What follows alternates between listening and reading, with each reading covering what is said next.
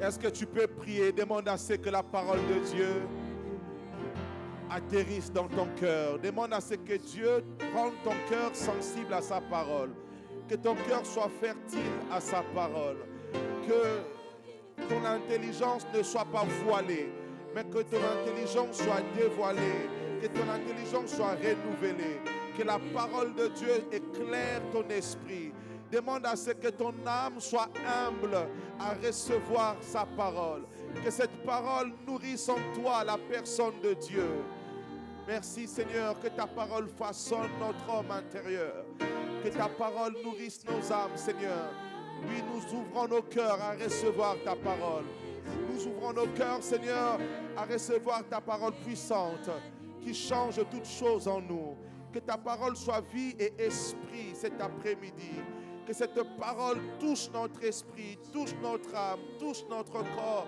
Nous voulons, Seigneur, te ressembler, être transformés par ta parole, être éclairés par toi, Seigneur. Merci, Père, merci. Oui, Seigneur, digne es-tu. Merci, Seigneur. Merci, Jésus. Alléluia. Est-ce qu'on peut acclamer le Seigneur? Merci, Seigneur.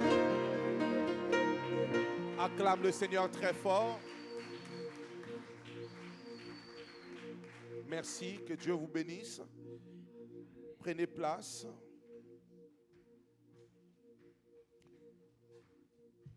Dis à ton voisin, bienvenue dans la gloire de Dieu. Non, dis-lui, bienvenue dans la gloire de Dieu. Alléluia. Est-ce que tu peux saluer la personne qui est à ta gauche comme à ta droite? Dis-lui, bienvenue dans la gloire de Dieu. C'est ça la gloire de Dieu. Alléluia. La gloire de Dieu. Et c'est le thème de ma prédication cet après-midi. L'évangile est la gloire de Dieu. Alléluia. L'évangile est la gloire de Dieu. Esprit de Dieu, merci. Merci pour la grâce. Merci Seigneur pour ce que tu vas accomplir dans la vie de chacun d'entre nous au travers de ce message. Nous te disons merci car une bonne nouvelle sera encore prêchée aujourd'hui et je crois que la puissance cachée dans cette bonne nouvelle va toucher une personne choisie par ta grâce et sa vie sera transformée. Oui Seigneur, je te présente ce peuple qui a tant besoin de toi, un peuple qui a soif de toi, un peuple qui veut connaître encore qui est son Créateur, qui est son Sauveur. Un peuple qui a soif de voir la main de son Dieu et de rendre gloire à la puissance de son Dieu. Alors je te prie, Seigneur, de t'ouvrir. Je te prie, Seigneur, de te donner. Je te prie, Seigneur, de faire afin que ton nom soit glorifié. Soutiens cette parole au nom de Jésus. Amen. Nous sommes dans 2 Corinthiens chapitre 3. Non, si on commençait plutôt dans Agé, chapitre 2. Agé, chapitre 2, verset 6. On se lève pour honorer la parole de Dieu. Le frère Clancy va nous faire la lecture. Amen. Je lis la parole au nom du Seigneur Jésus-Christ. Car ainsi parle l'Éternel des armées, encore un peu de temps, et j'ébranlerai les cieux et la terre. Dis à ton voisin, encore un peu de temps. Non, touche-le, dis-lui, encore un peu de temps. Sois patient juste encore un peu. Alléluia. Continue. La mer et le sec. J'ébranlerai toutes les nations, les trésors de toutes les nations viendront, et je remplirai de gloire cette maison, dit l'Éternel des armées. L'argent est à moi et l'or est à moi, dit l'Éternel des armées. Est-ce qu'on peut acclamer la parole du Seigneur? Alléluia. Prenez place. Encore un peu de temps. Alléluia. Alors, j'aimerais que tu prennes cette parole comme une prophétie. Encore un peu de temps et la parole de Dieu va se réaliser. Alléluia. Fais encore plus. Patiente encore juste un peu. Alléluia. Reste encore éclairé dans sa parole juste un peu. Il y a quelque chose qui se passe dans le monde spirituel. Dieu est en train d'ébranler les choses. Alléluia. Il est en train de chambouler les choses. Il est en train de faire descendre les rois et il est en train de t'établir à leur place. Dieu est en train de retirer chez plusieurs personnes. Il est en train de les ramener vers toi. Alléluia. Dieu est en train de chambouler les choses, d'ébranler les systèmes. Alléluia. De faire descendre les premiers et que les derniers deviennent les premiers. Alléluia. Dieu est en train de faire des choses dans le monde spirituel pour toi. Il te dit encore un peu de temps. Alléluia. Et je branlerai. Vous savez, lorsque la parole de Dieu vient à l'existence, vient à la réalisation, vient à l'évidence, bien-aimé, on est réellement étonné. Alléluia. Parce que Dieu fait toujours au-delà de ce que nous pensons. Dieu fait toujours au-delà de ce que nous attendons de lui. Alléluia. Pourquoi? Parce que Dieu doit te montrer qu'il est Dieu. S'il fait juste ce que tu attends de lui, non. Alléluia. Il doit te montrer que lorsque toi tu penses à une voiture, lui il pense à une voiture plus une maison. Alléluia. Lorsque toi tu penses à 10 000 euros, lui il pense à 10 000 euros plus 50 000 euros de bonus. Dieu fera toujours au-dessus de ce que tu penses. Alléluia. Parce que tu es la première personne que Dieu veut déjà étonner. J'aime la parole du Seigneur. J'aime sa fidélité. 2 Corinthiens chapitre 3. Il faut mettre un point sur Agé chapitre 2, le verset 6. 2 Corinthiens, nous sommes dans le Nouveau Testament. Épître aux Corinthiens chapitre 3, le verset 18. Nous tous, dont le visage découvert reflète la gloire du Seigneur, nous sommes transformés en la même image, de gloire en gloire par l'Esprit du Seigneur. Est-ce que tu peux répéter calmement? 2 Corinthiens, chapitre 3, le verset 18. Et nous tous, dont le visage découvert reflète la gloire du Seigneur, nous sommes transformés en la même image, de gloire en gloire par l'Esprit du Seigneur. Amen. Amen. J'aimerais lire une autre version. Et nous tous qui, le visage découvert, contemplons comme dans un miroir la gloire du Seigneur. Nous sommes transformés en son image dans une gloire dont l'éclat ne cesse de grandir. C'est là l'œuvre du Seigneur, c'est-à-dire de l'Esprit. 2 Corinthiens chapitre 4, verset 4 jusqu'au verset 6. Pour les incrédules dont le Dieu de ce siècle a aveuglé l'intelligence, afin qu'ils ne voient pas briller la splendeur de l'évangile de la gloire de Christ, qui est l'image de Dieu. Alléluia.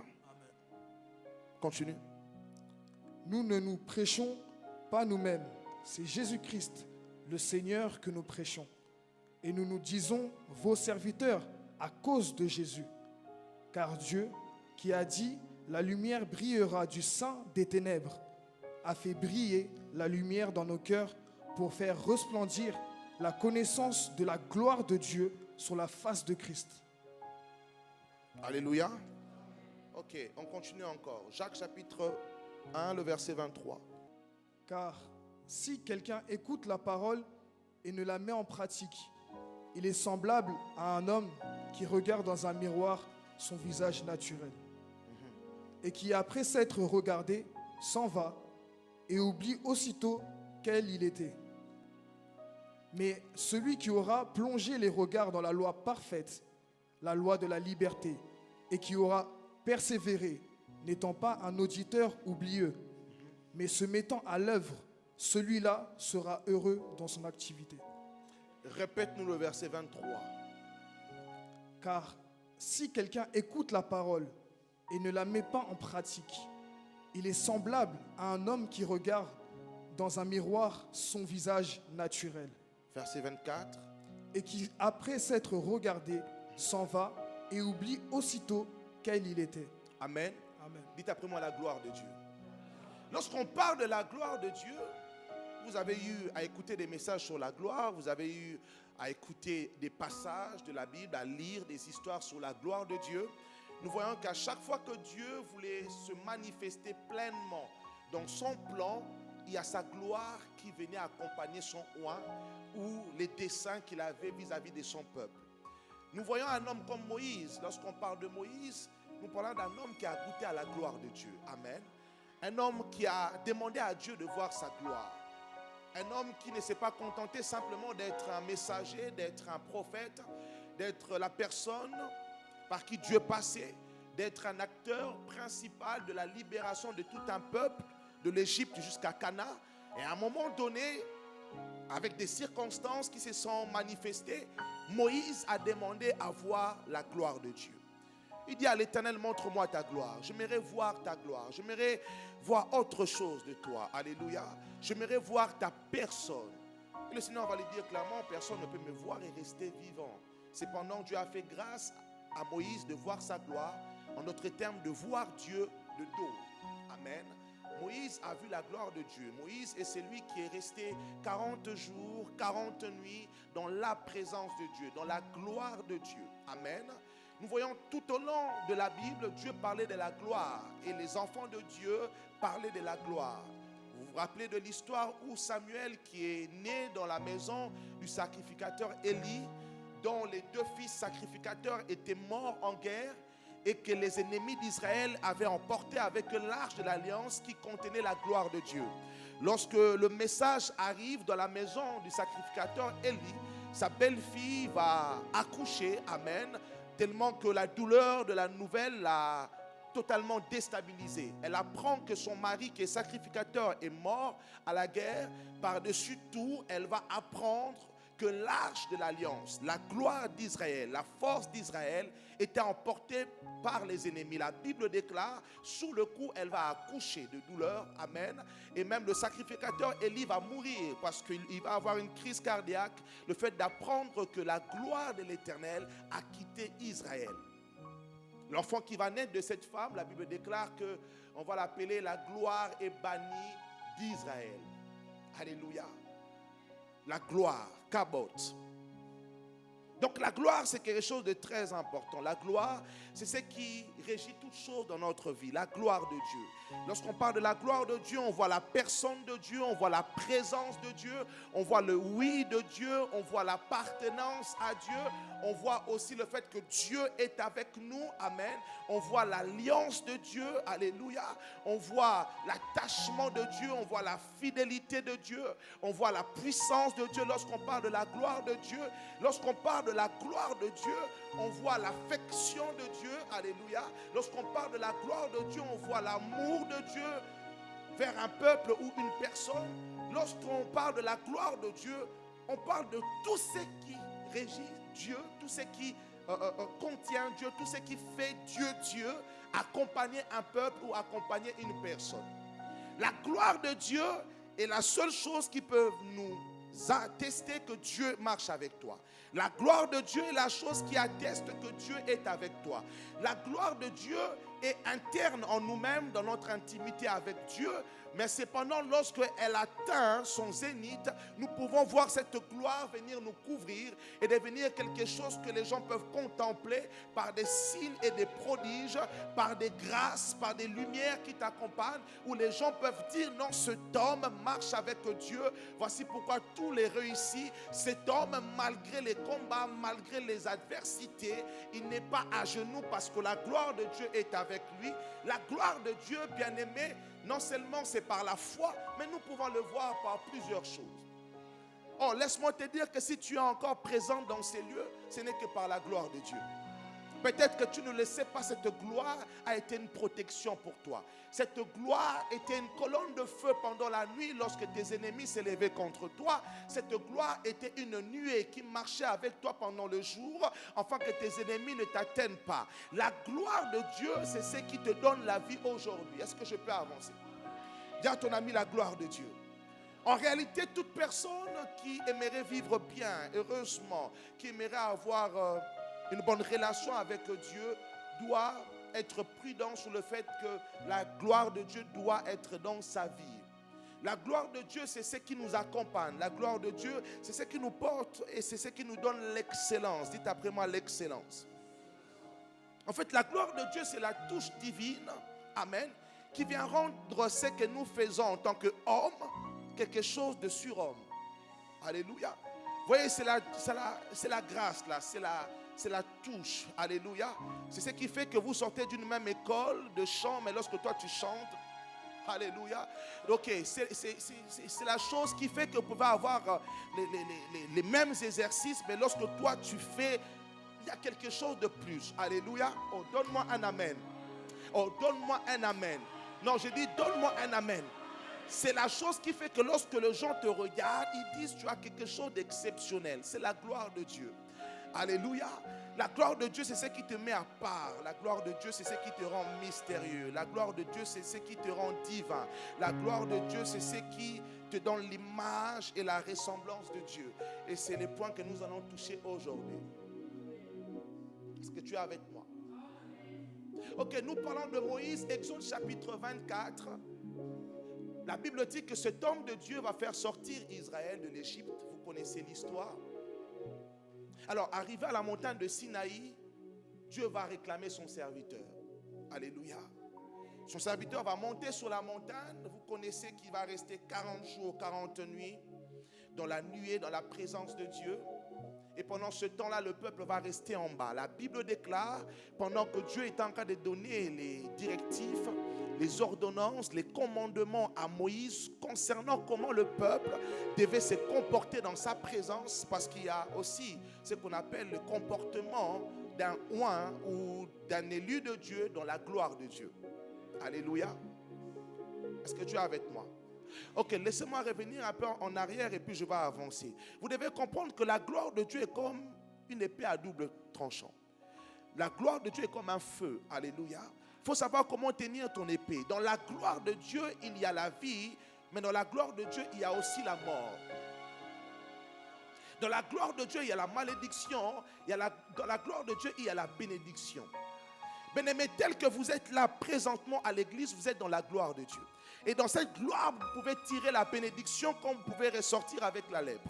Dans cette gloire, vous pouvez ressortir avec la vie et la vie en abondance, comme vous pouvez ressortir avec la mort, comme plusieurs dans Actes des Apôtres qui sont morts à l'église.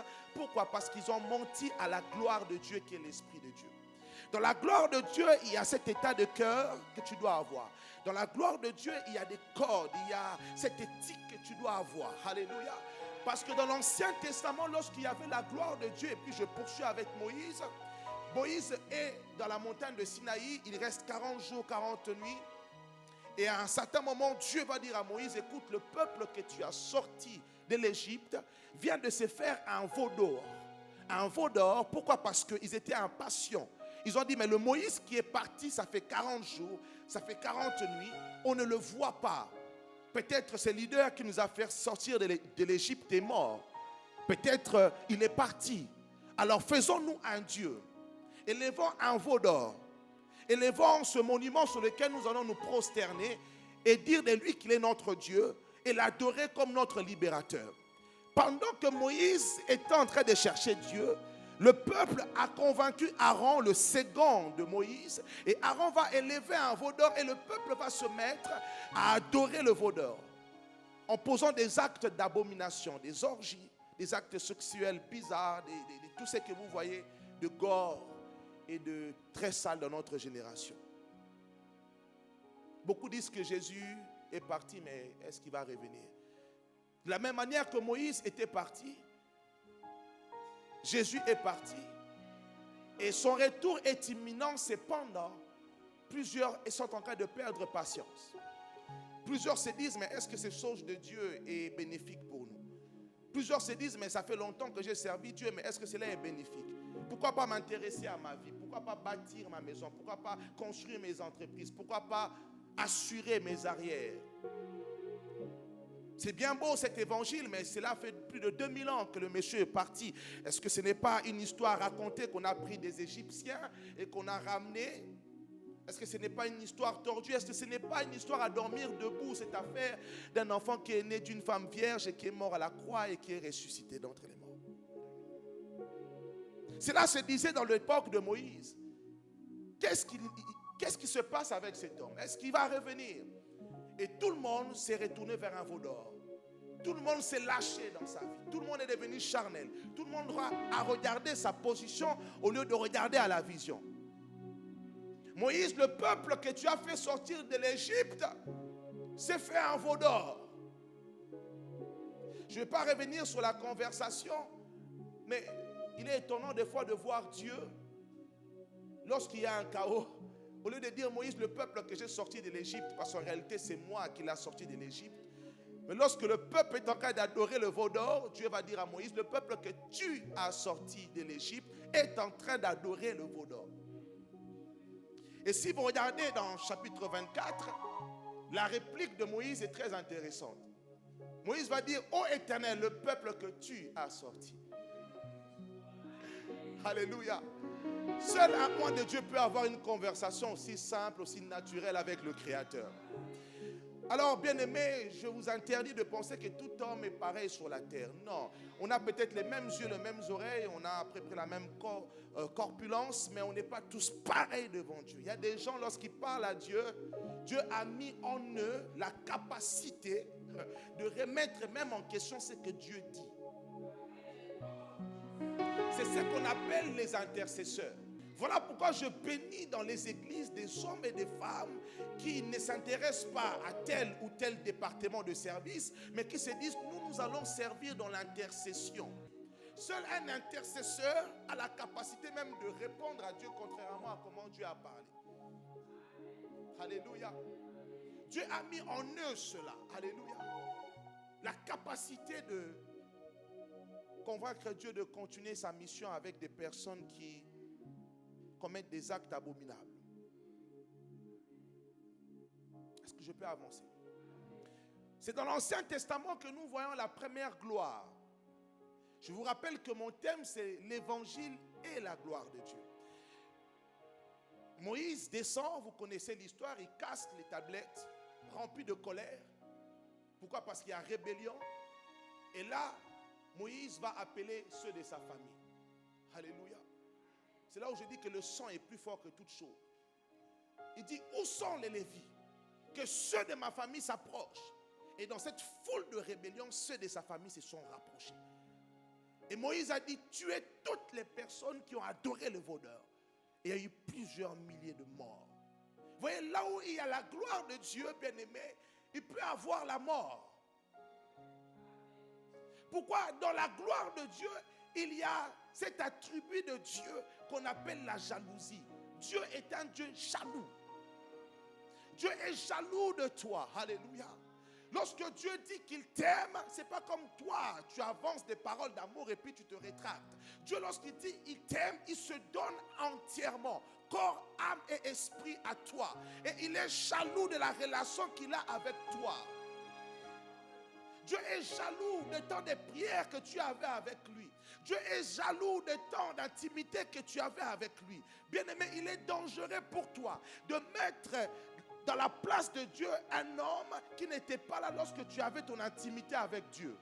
Non, tu n'as pas saisi. Non, tu n'as pas saisi. Il y a des personnes qui ont une profondeur avec Dieu, dont même Dieu peut éliminer même la femme ou le mari ou les enfants si cette personne place ces derniers avant la relation avec Dieu. Moïse casse les tablettes, les 10 commandements. Il y a eu plusieurs morts. Chapitre 24 jusqu'au chapitre 35, Dieu convoque Moïse. Moïse monte dans la gloire de Dieu, il monte la montagne. La Bible déclare que Moïse est avec les 10 vieillards d'Israël, les 10 anciens, les ancêtres, les anciens. Lorsqu'il monte, il laisse les 70. Il monte avec Aaron et Hur. Amen. Et à un certain niveau, il laisse Aaron et Hur. Et la Bible déclare que Dieu appela Moïse dans la nuée. Et Moïse est rentré avec son serviteur, Josué.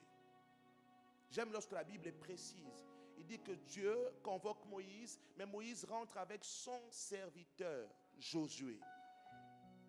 Il y a des intimités dans une relation d'un homme avec son Dieu.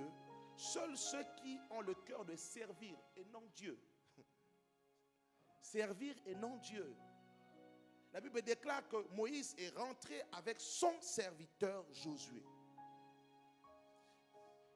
Il y a des alliances, des l'onction ou bien c'est que la gloire que Dieu a mis sur un oint qui ne descend que vers les personnes qui l'ont servi avec fidélité et loyauté. Josué est rentré dans la gloire avec Moïse. Alléluia. Et dans cette gloire, Josué est resté, Moïse est rentré dans le cœur de la gloire. Et Moïse va parler avec Dieu. Il reste 40 jours, 40 nuits. Dieu lui dit, comme tu as détruit les tablettes que j'ai écrites, maintenant, toi-même, tu vas sortir d'autres tablettes et tu vas écrire. Il va écrire les 10 commandements. La Bible déclare, après Moïse va sortir. Et c'est là où maintenant ma prédication commence. La Bible déclare, lorsque Moïse est sorti de la gloire de Dieu, le visage de Moïse était en train de manifester la lumière. La gloire que Moïse avait fréquentée dans la gloire de Dieu est restée sur son visage. La Bible déclare que Moïse lui-même ne le voyait pas, mais les gens voyaient la splendeur sous le visage de Moïse, la gloire de Dieu, à telle enseigne que les gens avaient peur. Et la Bible déclare qu'à un moment donné, Moïse va décider de mettre le voile sur son visage, afin que cette gloire n'illumine pas les gens. Lorsque Moïse parlait au peuple d'Israël, Moïse parlait voilé. Alléluia. Afin que cette gloire n'illumine pas tout le monde. Et lorsque Moïse est rentré dans le tabernacle pour parler avec Dieu, Moïse enlevait ce voile-là. Il pouvait parler avec Dieu. J'aimerais vous dire que la gloire de Dieu n'est pas donnée à tout le monde. Ce n'est pas tout le monde qui peut rester dans la gloire de Dieu. Vous savez, à un certain niveau d'intimité avec Dieu, cette gloire peut faire fuir certaines personnes. La gloire de Dieu, bien-aimé, peut révéler les cœurs des gens. La gloire de Dieu, elle est tellement puissante que ceux qui ne sont pas attachés à cette gloire ne peuvent pas résister face à cette gloire. La gloire de Dieu, lorsque cela émane de toi, cela attire que les enfants de la gloire. Ceux qui ne sont pas de Dieu ne peuvent pas rester à tes côtés. Parce que la gloire de Dieu est comme un feu, alléluia, qui attire que ceux-là qui ont cette flamme-là. Lorsque tu n'as pas la flamme de la gloire de Dieu, tu ne peux pas être proche de celui qui a la flamme de la gloire de Dieu. La gloire de Dieu attire, mais la gloire de Dieu repousse. Alléluia. Donne-moi un amen. Il suffit simplement que nous tous ici présents, qu'on décide réellement de rechercher la gloire de Dieu, de manifester la gloire de Dieu. Bien-aimé, cette gloire attire, mais cette gloire peut repousser en même temps. Alléluia. La gloire de Dieu a cette faculté. Moïse a dit, vous ne pouvez pas voir ma gloire. Vous ne pouvez pas voir la gloire du Seigneur sur mon visage. Et Dieu l'a fait ainsi. Lorsque nous lisons dans 2 Corinthiens, au chapitre 3, le verset 18, c'est là où maintenant Paul est en train de nous expliquer ce mystère. Pourquoi les enfants d'Israël n'avaient pas accès à la gloire qui était sur le visage de Moïse? Parce que cette gloire n'était pas réservée à ceux de l'ancienne alliance. Cette gloire était révélée à ceux-là qui doivent avoir l'évangile de Christ. Cette alliance n'était pas donnée aux enfants d'Israël parce que les enfants d'Israël ne méritaient pas cette gloire. L'Ancien Testament, même si nous voyons dans l'Ancien Testament des signes et des prodiges, ces signes et prodiges ne sont pas aussi plus puissants que la gloire que nous avons dans le Nouveau Testament. Le Nouveau Testament, l'évangile de Christ, manifeste une gloire plus glorieuse que dans l'Ancien Testament. Alléluia. Dans le Nouveau Testament, nous sommes au cœur de la gloire de Dieu. Mais dans l'Ancien Testament, ils sont en train de bénéficier simplement des lumières, des éclats de la gloire de Dieu. Voilà pourquoi je dis, bien-aimé, si dans l'Ancien Testament, Dieu a fait des grandes choses, des miracles, dans le Nouveau Testament, Dieu doit faire encore plus de miracles que dans l'Ancien Testament. Il n'est pas normal en tant qu'enfant de Dieu que tu vives simplement une vie naturelle pendant que la gloire de Dieu sur toi t'appelle à vivre une vie surnaturelle. Lorsque tu es enfant de Dieu et que tu bénéficies de l'évangile de la gloire de Dieu, attends-toi à des miracles authentiques dans ta vie.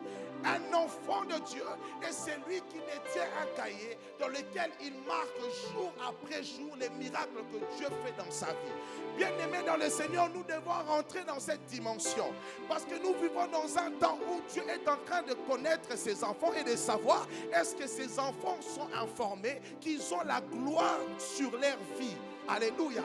Et cette gloire, et dans cette gloire, tu dois bénéficier des miracles de Dieu. C'est la gloire de Dieu qui fera tout chaud dans ta vie. Alléluia. L'Ancien Testament, dans la gloire de l'Ancien Testament, nous avons vu des gens mourir. Dans la gloire de l'Ancien Testament, nous avons vu la loi, mais la loi a apporté la mort. Cependant, dans la gloire du Nouveau Testament, qui est simplement le nouveau temple dans Agé chapitre 2, où Dieu a dit que la maison, la deuxième maison, la gloire de la deuxième maison sera plus grande que la première maison. Alléluia. La gloire de la deuxième maison sera plus grande que la gloire de la première maison. Dans le Nouveau Testament, bien-aimé, la gloire qui est sous nous, bien-aimé, doit être plus puissante que la gloire de l'ancienne alliance.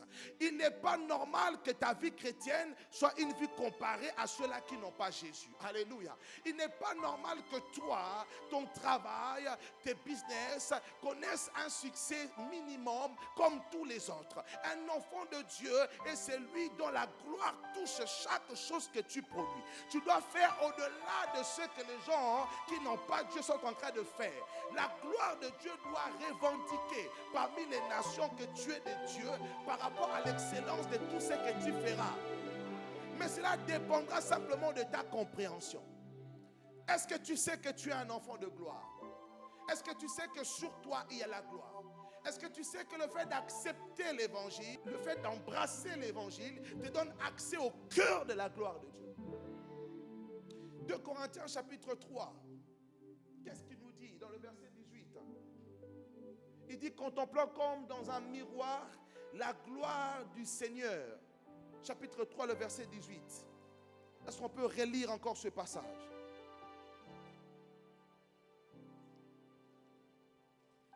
Amen. Nous tous, dont le visage découvert reflète la gloire du Seigneur. Ok. Il dit nous tous dont le visage découvert. Moïse n'avait pas le visage découvert. Alléluia. Donc par là, Paul nous ramène à comprendre que si Moïse, qui avait la gloire de Dieu, avait le visage couvert, alléluia, c'est parce que dans l'ancienne alliance, ils n'avaient pas droit à contempler réellement la gloire de Dieu. Est-ce que tu es avec moi? Alléluia. Car l'ancienne alliance, la Bible déclare, c'est simplement l'ombre des choses qui doivent arriver. Et Paul dit quoi? Répète.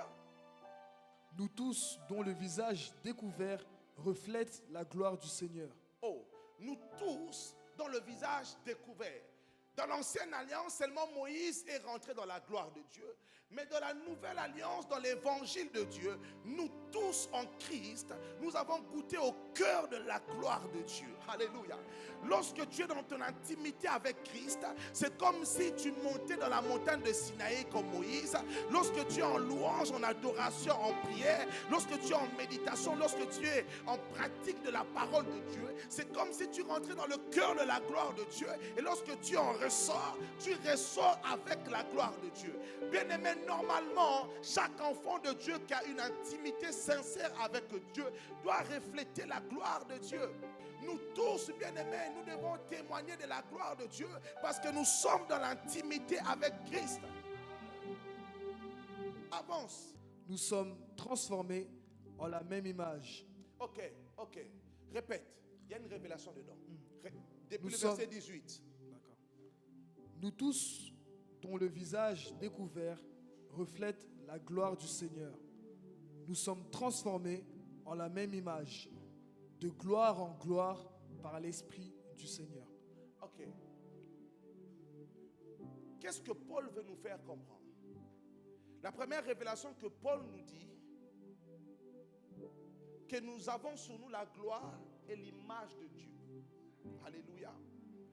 Et dans Jacques, que nous avons lu dans le chapitre 1, verset 23 jusqu'à 25 à peu près, qu'est-ce que la Bible dit? La Bible dit c'est lui qui regarde la parole de Dieu. Alléluia. Qui lit la parole de Dieu, qui écoute la parole de Dieu. Est semblable à un homme qui va devant le miroir et qui regarde son visage naturel. Et aussitôt, alléluia, comme cette personne ne pratique pas la parole de Dieu, il écoute la parole, il lit la parole, mais il ne le pratique pas. Il est comme celui qui regarde naturellement son visage au miroir et aussitôt, il oublie l'image qu'il a vue de lui-même. Alléluia. Maintenant, Paul dit ceci. Paul dit que nous avons sur nous l'image de Dieu. En d'autres termes, Dieu, c'est toi. Je répète, Dieu, c'est toi. La gloire qui était sur Moïse, c'est Dieu lui-même. Voilà pourquoi même Dieu va dire à Moïse, je ferai de toi Dieu devant Pharaon. Pas un Dieu, pas un petit Dieu, mais je ferai de toi Dieu, un D majuscule. En d'autres termes, tu seras moi. Alléluia. Lorsque nous goûtons au christianisme, à l'évangile, nous sommes l'image de Dieu. Toi, tu es Dieu. Toi, tu es l'image de Dieu. En esprit, tu es l'image de Dieu. Maintenant, qu'est-ce qui fait la différence entre toi et l'exercice du Dieu véritable? C'est que tu n'as pas connaissance de l'image que tu as naturellement sur toi. Comment tu peux savoir que ton nez est petit? Comment tu peux savoir que tu as des oreilles, je ne sais pas, énormes ou pas, je ne sais pas. Comment tu peux savoir si tu as des traits bien fins si tu ne t'es jamais confronté au miroir? Maintenant, Jacques dit que la parole de Dieu, c'est comme un miroir. Voilà pourquoi David dira, au milieu de la nuit, je me lève pour méditer ta parole. Il ne dit pas pour prier, mais il dit pour méditer ta parole. Pourquoi? Pourquoi? Parce que lorsque je vais me réveiller au jour et que j'aurai des combats, en fait, lorsque je médite ta parole, je vois ce que je suis. La victoire dans nos combats ne se trouve pas simplement de connaître qui est Dieu. Dieu est grand, il est grand. Dieu est puissant, il est puissant. Dieu tient l'univers entre ses mains, oui. Dieu est le tout-puissant, oui. Mais le problème, c'est quoi? Tu n'auras jamais l'avantage, tu n'auras jamais la victoire si tu ne réalises pas que le Dieu qui est puissant a fait de toi aussi le puissant. Maintenant, la méditation de la parole de Dieu, lorsque tu te confrontes à la parole de Dieu, tu te regardes au miroir, tu réalises maintenant qui est Dieu parce que Dieu est en toi. Aïe. Recommençons. Est-ce que vous avez déjà vu des films où quelqu'un a un esprit mauvais et lorsque la personne se regarde au miroir, il se voit, mais la personne qui se voit au miroir lui parle. Oh, il lui parle, il lui raconte ce que tu vas faire aujourd'hui, c'est ça. Amen. Il se voit, mais l'esprit qui l'habite lui donne les directives de ce qu'il est et de ce qu'il doit faire. C'est pareil avec la parole de Dieu. Tant que tu n'étais pas confronté au miroir, tu auras toujours l'image de ce que les gens voient de toi. Tu auras toujours l'image de ce que ton père a dit de toi, ce que ta mère a dit de toi, ce que les gens disent de toi. Mais le problème, c'est que ce que les gens disent de toi n'est pas naturel. Ce que les gens disent de toi n'est pas... Ce que les gens disent de toi, c'est lorsque tu es maquillé. Alléluia. Oh les sœurs. Alléluia. On aime vos maquillages. Amen. Mais des fois aussi on est perdu. Alléluia. Donne-moi un amen. Est-ce que je peux? Je vous aime, non? Un jour, une de mes filles me dit, papa, bonjour papa. Et je le regarde, je dis, ah, c'est qui? Papa, c'est moi. Mais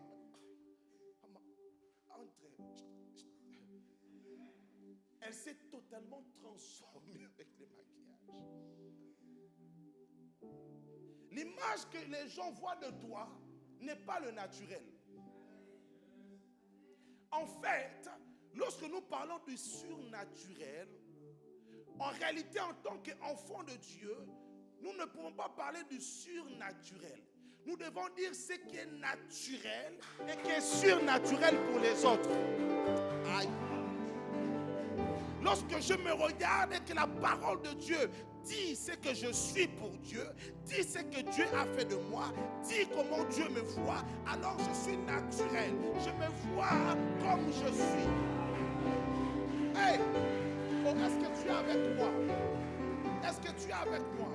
Lorsque la parole dit de moi que tu es Dieu, tu es puissant. Lorsque la parole dit de moi, voici les signes qui accompagneront ceux qui auront cru. Lorsque la parole dit de moi, je suis la tête et non la queue. Donc naturellement, je suis la tête.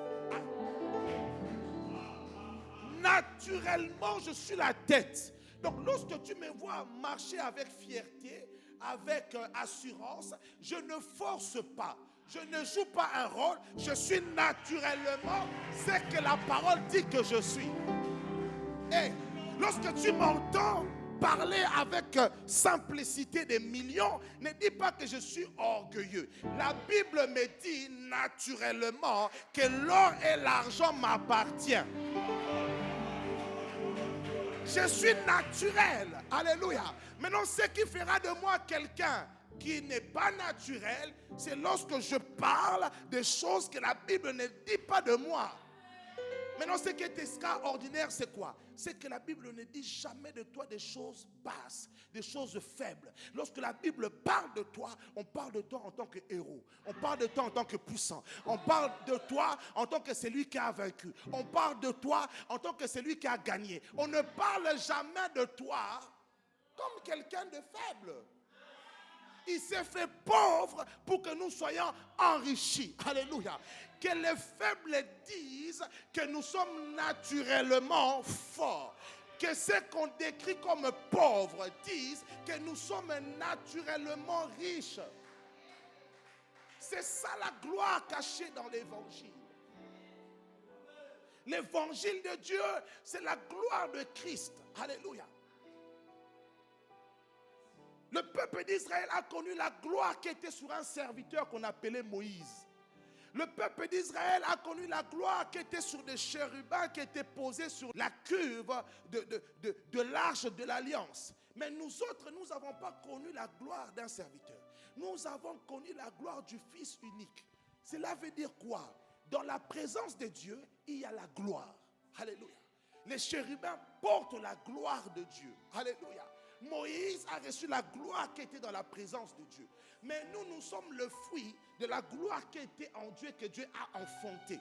La gloire du Fils unique. Cette gloire, même les anges ne l'ont pas connue. Pourquoi? Parce qu'elle était cachée en Dieu. Oh my God. Ce que Dieu va faire avec toi, personne sur la terre ne l'a accompli. Ce que Dieu va faire avec toi, cela n'est jamais monté dans la pensée d'un homme, parce que c'est dans le cœur, dans les entrailles de Dieu que cela est sorti. C'est la gloire du Fils unique, la gloire du Dieu véritable. Et Dieu a fait de nous co-héritiers de cette gloire. Nous participons à cette gloire. J'aimerais dire à quelqu'un que ta vie est glorieuse, que ta vie est naturellement glorieuse, ta vie est naturellement puissante. Lorsque tu te mets dans cet état d'esprit, lorsque tu comprends les Écritures dans sa naturalité, bien aimé, il est normal que la puissance de Dieu agisse dans ta vie. Je suis naturellement ce que je suis. Alléluia. Vous ne pouvez pas enlever ce que je suis naturellement. Alléluia. Hey, tu peux me combattre comment? L'excellence que j'ai est naturelle. C'est comme mon nez. S'il est gros, il est naturellement comme ça. Alléluia.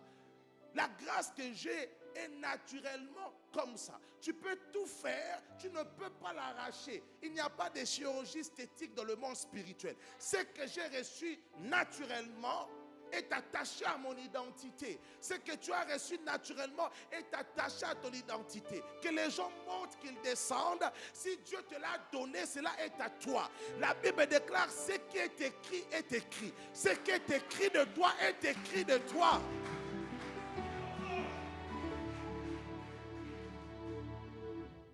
Touche ton voisin, dis-lui: sois naturellement ce que la Bible dit de toi.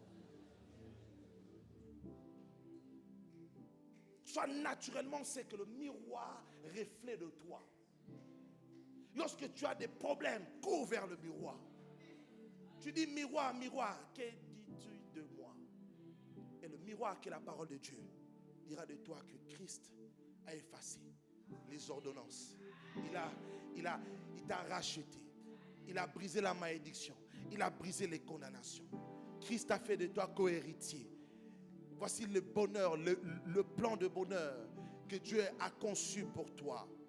1000 tomberont, 10 000 tomberont. Tu ne seras pas atteint, mais de tes yeux, tu verras la rétribution des méchants.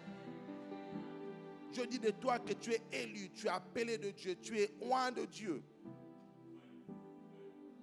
Comment vous voulez que je ne puisse pas avoir l'assurance? Avec un livre rempli, un livre de combien? 66 chapitres, livres, 66, qui ne parlent que de moi. Si ça ne parle pas de toi, ça parle que de moi. C'est ma Bible, alléluia. Ce n'est pas ta Bible, alléluia. C'est ma Bible. Ce qui est écrit ici est écrit dans ta Bible. Mais est-ce que tu considères ce que tu vois de ce miroir? Moi, je le considère. Alléluia. Moi, je le considère. Comment vous voulez que je ne puisse pas avoir d'assurance lorsque un livre qui détient des milliers d'années ne parle que de moi? Comment vous voulez que je ne puisse pas être stable et rempli d'assurance entre 66 livres ne parlent que de mes réussites? Lorsqu'on parle de Moïse, on parle de moi. Lorsqu'on parle de David, on parle de moi. Lorsqu'on parle du peuple d'Israël, on parle de moi. Lorsqu'on parle de Paul, on parle de moi. Lorsqu'on parle de Jacques, on parle de moi. Hey, c'est bizarre. Lorsqu'on parle de Jésus, je vois les combats que Jésus a eus, c'est les combats que j'ai. Mais à la fin, il a la victoire. On parle de moi. Bien-aimé dans le Seigneur, intéresse-toi à ce qu'on dit de toi. Qu'est-ce que la Bible dit de toi? Oh, le médecin a dit, mais le médecin a 50 ans, le médecin a 60 ans, le médecin a 70 ans. Il y a un livre qui a plus d'années que le médecin qui te dit que par les maîtrisures de Christ, tu es guéri. Alléluia. Alléluia. Regarde au miroir. Miroir, miroir, que dis-tu de moi? Miroir, on dit que c'est la fin de mes jours. Qu'est-ce que tu dis? Miroir, on dit que je vais tomber. Qu'est-ce que tu dis? Miroir, on dit que c'est la fin. Qu'est-ce que tu dis? Il te dit que ton Dieu s'appelle l'alpha et l'oméga. C'est lui qui a le temps du film. Alléluia. Il peut changer les acteurs. Il peut... En écoute-moi, pas en 2 jours, pas en 10 jours, une seule nuit. Tu dors, tu te réveilles, la situation change. Pendant la nuit, Dieu a tout changé. Il a tout chamboulé. Tiens, ton voisin, il est de retour. Dis-lui, il est de retour. Alléluia. Parce que lorsque je regarde au miroir, le miroir me dit, tu es de retour. Alléluia. Lorsque je regarde le miroir me dit, la gloire de la deuxième maison est plus grande. Tu es de retour. Écoute-moi, ce qui ne te tue pas radicalement te rend plus fort. Je parle à quelqu'un. Je dis ce qui ne te tue pas te rend plus fort. Tu es naturellement belle. Tu es naturellement beau. Tu as naturellement de l'espérance. Tu as naturellement de l'avenir. Alléluia. Cela est en toi. Que tu le veuilles ou pas, ce nez-là, tu ne peux pas l'enlever. Naturellement, Dieu a dit de toi que tu es victorieux et tu es victorieux.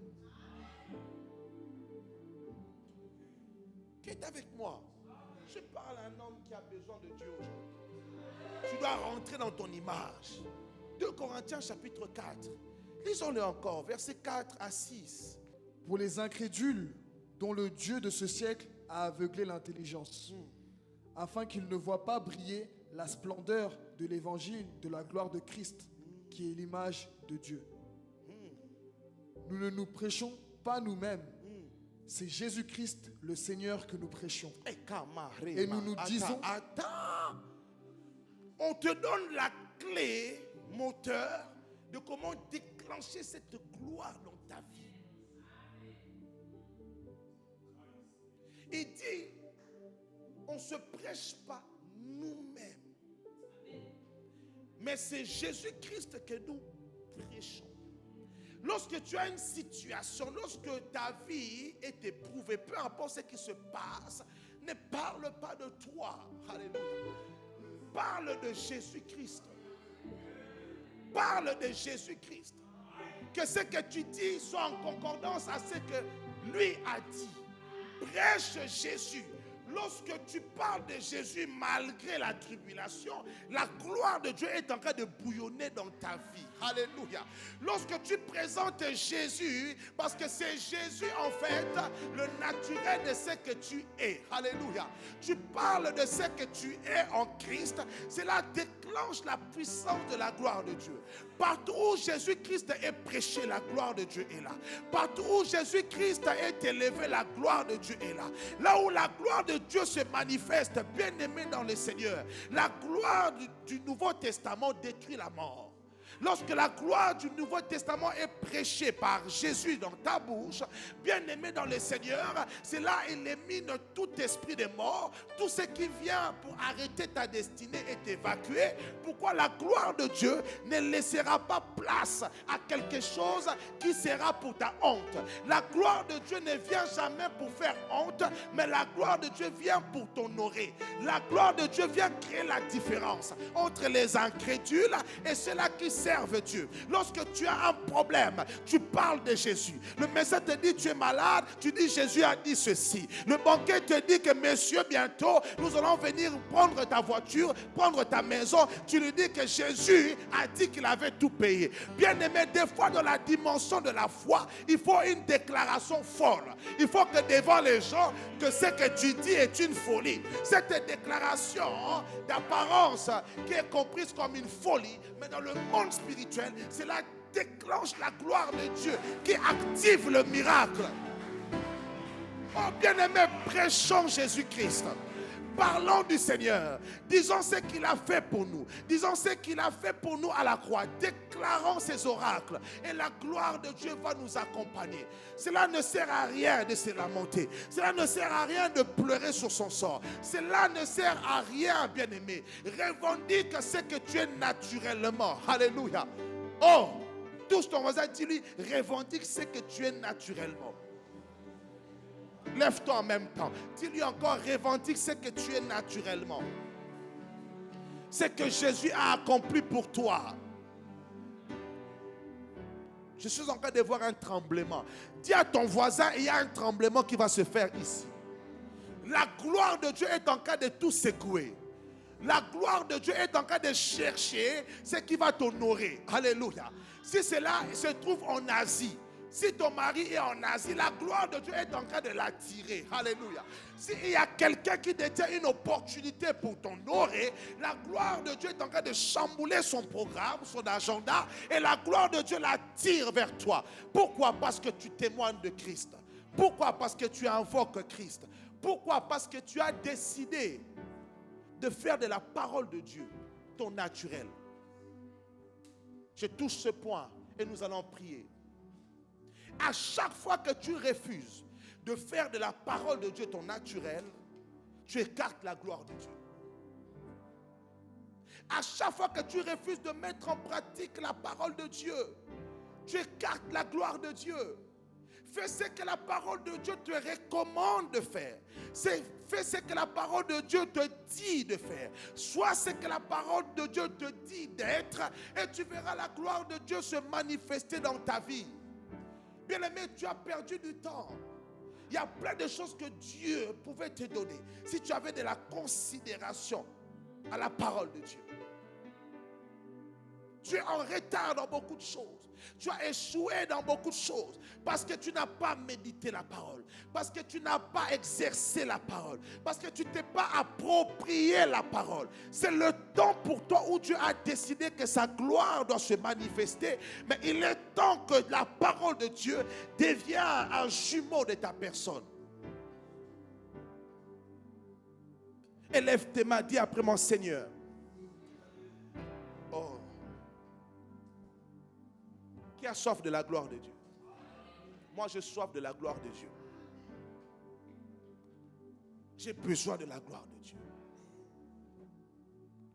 Je sens que je suis à un niveau de ma destinée où seule la gloire de Dieu peut me faire toucher ce que je vois.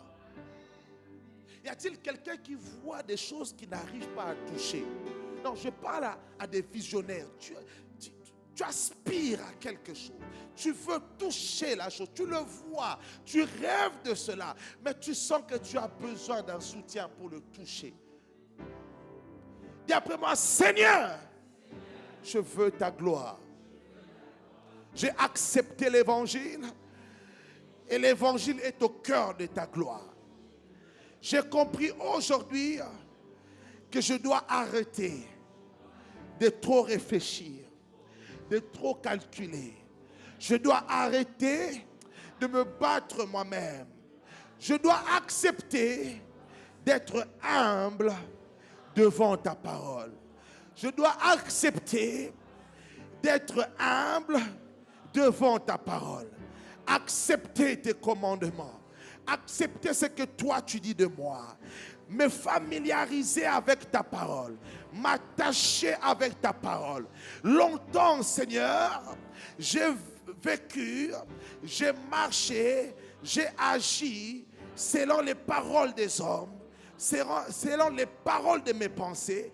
Mais aujourd'hui, Seigneur, j'ai besoin de ta gloire pour vivre comme un enfant de Dieu, pour être le reflet de ta gloire vers les nations. J'ai besoin de ta gloire pour avoir de l'avantage par rapport à mes ennemis. Seigneur, ce soir, je décide d'accepter ta parole. Je décide d'être témoin de Christ. Je décide, Seigneur, d'être naturellement à l'image de Christ, afin que ta gloire resplendisse dans ma vie, que ta gloire se manifeste dans ma vie. Seigneur, merci pour cette gloire que je suis en train de sentir à l'intérieur de moi. Cette gloire qui parcourt ma vie, qui touche tout ce qui me touche.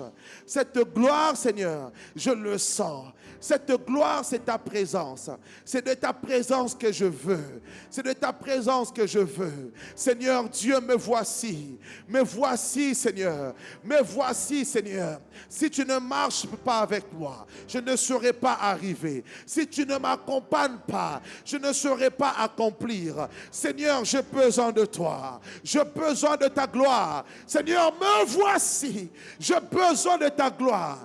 Je crie vers toi comme Moïse a crié. J'ai besoin de ta gloire. Tu m'as promis ta gloire. Tu m'as promis ta gloire. Je me plie à ta parole. Je me plie à ta parole. Je me plie à tes commandements. Je me plie à toi, Seigneur. Père, me voici. Bien-aimé, commence à prier, demande sa gloire dans ta vie. Commence à prier, réalise que longtemps tu as rejeté sa parole.